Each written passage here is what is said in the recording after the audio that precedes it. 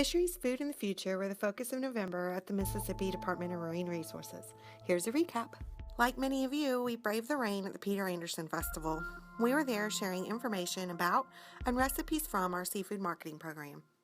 At the same time, Mississippi was not only well represented at the annual Oyster Cook-Off in Gulf Shores, Alabama, but Jackson chef Ryan Bell's oysters won Chef Choice, and Starkville chef Ty Thames had the best oyster Bloody Mary.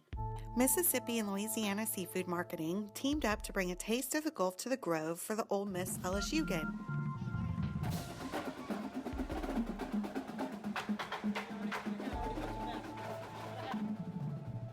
Seafood Showdown touched down on some tailgates with Tupelo chefs from Kermit's Outlaw Kitchen proving there's no better food for football.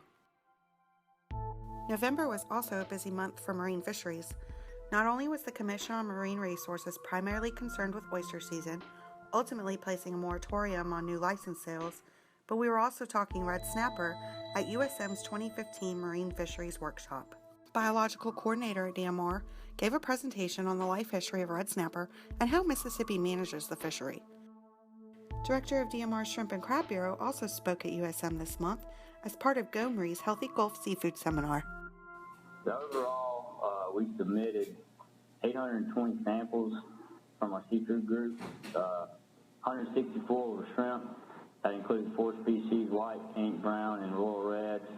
151 blue crabs, 344 finfish.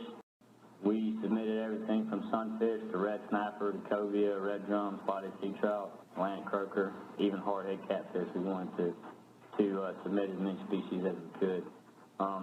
And then 161 eastern oyster. And if you'll notice the column over here to the right, none of those came back above the FDA levels of concern.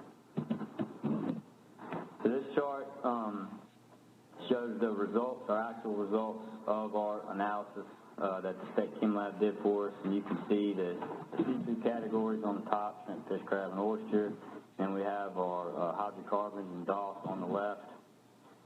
We included the maximum detected for the whole time we were sampling, and then the levels of concern over here as well. And as you've heard earlier, no sample came back anywhere close to any levels of concern. We did find trace amounts of several of these hydrocarbons, though. I just want to note that this is what we were updating monthly. We wanted the public to know what we were finding and to know that seafood was safe to eat. Finally, no month would be complete without spending some time with our next generation of leaders and stewards. We were happy to be part of Mississippi's annual Pathways to Possibilities, attended by over 6,000 8th graders across the Gulf Coast. These were just a few happenings at DMR in November. Follow us on Facebook and Twitter in December.